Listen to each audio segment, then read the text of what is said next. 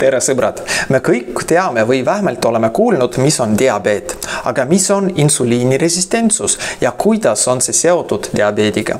Diabeet on seisund, mille korral veresuhkru või glukoosi tase on veres püsivalt kõrge.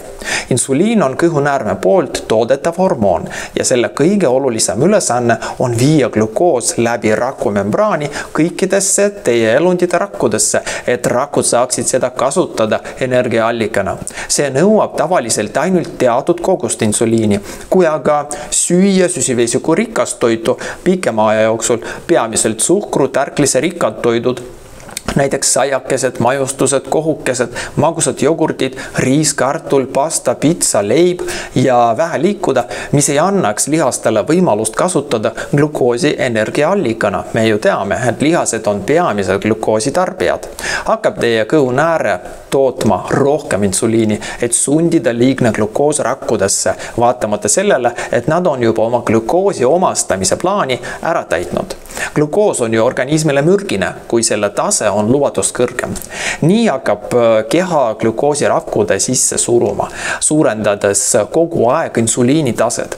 Seega lakkavad rakud reageerimast normaalsele, tervislikule insuliini tasemele ja suudavad suhkrut tarbida ainult siis, kui insuliini tase on kõrge. See kaskaad võib kesta väga pikka aega ja seda seisundit nimetatakse insuliiniresistentsuseks.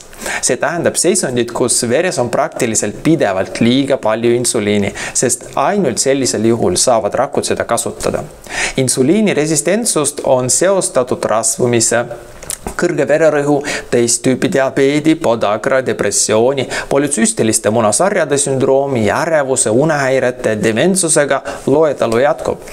Teie vereanalüüsid võivad näidata, et teil on normaalne veresuhkur ja isegi normaalne glükeeritud hemoglobiin HbA1c ehk siis 3 kuu keskmine veresuhkur, kuid test insuliinile on suure tõenäosusega korrast ära, näiteks üle 15 või üle 20. Kõige täpsem test insuliiniresistentsuse tuvastamiseks on krafttest, kus glukoosi ja insuliini taset mõõdetakse mitu korda 2 või 3 tunni jooksul. Sõltuvalt testi käigus saadud kõveratüübist saame öelda, kui tõsine on teie insuliiniresistentsus ja kui lähedalt olete diabeedi diagnoosile. Ennetusmeditsiini kliinikus me kasutame mitte ainult seda testi, vaid ka teisi veresuhkru taseme jälgimise meetmeid, näiteks 10-päevast glukoosi mõõtmise monitori, mille asetame teie õlavarrele või kõhule ja mis aitab teile aru saada, kuidas muutub teie veresuhkur ööpäeva lõikes. Jälgige oma veresuhkrut ja pidage meeles, teie tervis on teie kätes.